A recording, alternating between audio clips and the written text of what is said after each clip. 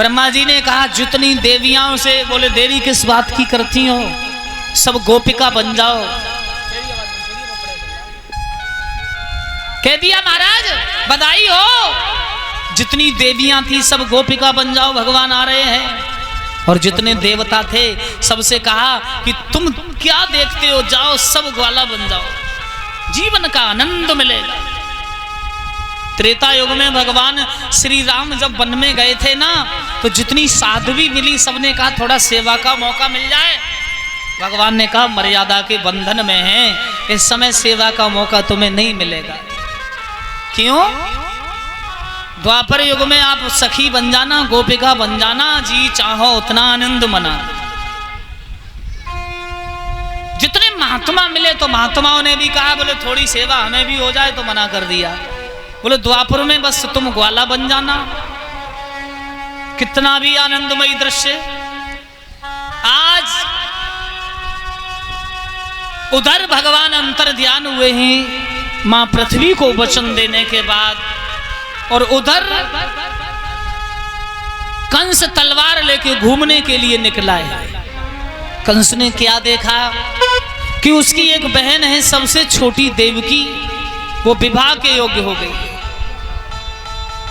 जैसे देवकी विवाह के योग्य हुई तो कंस ने देखा महाराज कि सुंदर वर ढूंढा जाए। तो मंत्री सहमंत्री सभी को भेजा है वर ढूंढने के लिए। महाराज ढूंढते ढूंढते वसुदेव के दरबार में पहुंच गए। 6 पुत्री और भी वसुदेव के पहले थी, 6 पत्नियां। देवकी की बड़ी बहन रोहिणी भी विवाही गई थी वसुदेव को। महाराज वसुदेव से कहा तुम्हारी छोटी साली हैं देवकी, आप उनसे विवाह कर लीजिए, भोजराज कंस का आदेश है। तो वसुदेव ने मना किया महाराज हम विवाह नहीं करेंगे, 6 विवाह हमारे हो चुके हैं, अब हमारी विवाह की इच्छा नहीं। कहा महाराज कंस का आदेश है, अब देख लो। वैसे बताया जाता है कंस और वसुदेव दोनों एक ही गुरुकुल में पढ़े थे, वो मित्र भी थे। महाराज वसुदेव को कंस के दरबार में पधाया गया, और दरबार में जिस समय पहुंचे हैं तो कंस ने कहा मित्रवर अगर हम छोटी बहन देवकी का विवाह तुम्हारे साथ कर दे तो कितना अच्छा रहेगा। वसुदेव बोले भैया अब तो विवाह की इच्छा ही नहीं है। कंस बोला नहीं भैया, ये हमारी स्वेच्छा से आप देवकी को ले जाओ, ये हमारी इच्छा है कि आप देवकी को वर्णित कर लीजिए। सज्जनों वसुदेव ने कहा भैया जैसी आपकी इच्छा।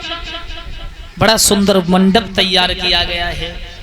ब्राह्मणों से कहा गया सुमुहूर्त वो ढूंढो जिस सुमुहूर्त में हम अपनी बहन वसुदेव के साथ विवाह करके और ससुराल पहुंचाएं।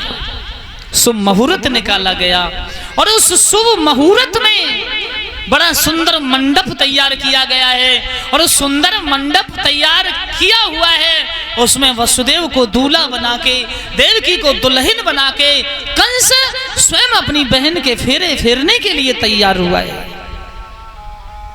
ऐसी कौन सी बहन होगी जो ससुराल जाते समय ना रोए। देवकी की आंखों से नम्र आंसू बहने लगे। कंस बोला बहन रो नहीं, अरे रो रो के हमें मत रुलाओ। देवकी बोली भैया हमें भूल मत जाना। अरे चली है ससुराल दुल्हन बन के, चली है ससुराल दुल्हन बन के।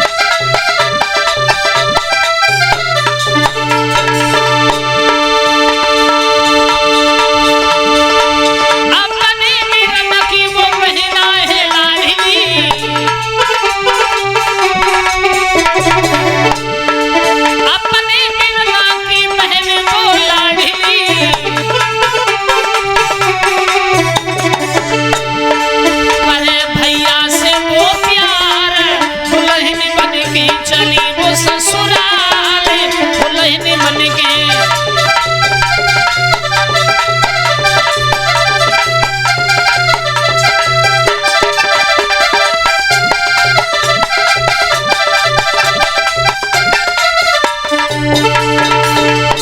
चली है ससुराल दुल्हन बन के, चली वो ससुराल दुल्हन बन के।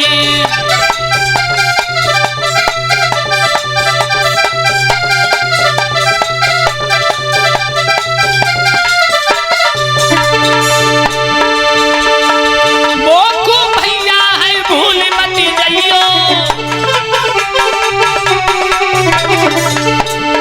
मोको बिना तुम भूल मत जाइयो। अपनी बहना को जल्दी से बुलाइयो, आवे जब राखी को त्योहार दुल्हन बन के चली वो ससुराल दुल्हन बन के।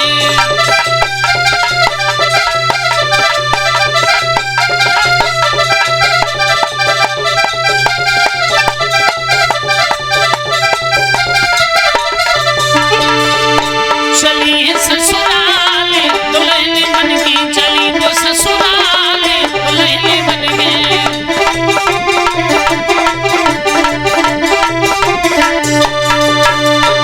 देवकी जिस समय ससुराल के लिए चली तो आंखों से आंसू बह रहे हैं, और प्रत्येक स्त्री देखिए कभी कभी सोचा करते हैं कि जिस आंगन में 20 वर्ष वो बेटी पल के बड़ी होती है, जिस आंगन में भाई बहन का प्रेम मिलता है, जिस आंगन में माँ बाप का प्यार मिलता है, और जिस दिन उस दहली को त्यागना होता है उस दिन उसी की आत्मा जानती है कष्ट कितना होता है। कभी कभी हम भी कभी दूर निकल जाते हैं कथा करने, और 7 दिन कथा करके जब निकलते हैं, और कभी कभी हमें कमेटी वाले कथा कराने वाले विदा करते हैं, तो हम स्वयं अपने आंसू नहीं रोक पाते। 7 दिन या 9 दिन में हमारा इतना हित बन जाता है कि चलते समय गाड़ी में बैठते समय आंसू बिल्कुल टपक जाते हैं। अंदाजा लगाइए 7 दिन में इतना प्रेम अगर हमसे हो सकता है हमारा, तो जो 20 वर्ष बेटी घर में पल के बड़ी होती है तो उसका कितना माँ बाप से हित होता है। इस दुख को तो बेटी ही सहन कर सकती है महाराज, दूसरे की नौकर बन के जाती है महाराज। पानी मांगेगा तो पानी भी देना पड़ेगा, वस्त्र धोने पड़ेंगे, सास अगर कहेगी तो सास की भी सुननी पड़ेगी, ससुर साहब की भी सुननी पड़ेगी। उस दर्द को तो बेटी जानती है, कितना बड़ा दर्द दूसरे के अधीन होकर के जीवन काटना होता है। और महाराज मैं सबसे बड़ा दोषी उन्हें मानता हूं कि विवाह के बाद जो लोग अपनी पत्नियों को कष्ट देते हैं, कभी नहीं सोचना चाहिए। क्यों? वो हमारी नौकर की तरह हमारी सेवा करती है, जैसे कोई नौकर हमारी सेवा करता हो। क्या हम नौकरी देते हैं इनको? कभी सोचा है महाराज कि वस्त्र धोते जिंदगी निकल गई, खाना बना के खिलाते जिंदगी निकल गई, क्या हम इनके लिए नौकरी देंगे? क्या हम महीना पे जाके इनको तनख्वाह देंगे? कभी सोचा है? कभी बैठ के अकेले में सोच करके देखना कि ये काम घर में पत्नी करती है, उस काम को करके देखना कि पत्नी जी आप बैठ जाओ कुर्सी पर, आपको खाना हम बना के खिलाएंगे। कभी कहना पत्नी जी आप बैठ जाओ, आपके वस्त्र हम धोएंगे। कभी कहना पत्नी से कि आप बैठ जाओ, आपके पैर हम दबाएंगे महाराज। तब महसूस होगा कि दर्द क्या होता है, दूसरी की सेवा क्या होती है। क्यों महाराज? देखा रोजाना माताओं की बुराई सुन सुन के ताली मार के हंसते रहे हो महाराज। 4 दिन हो गए आज तुमको हंसते हंसते हैं।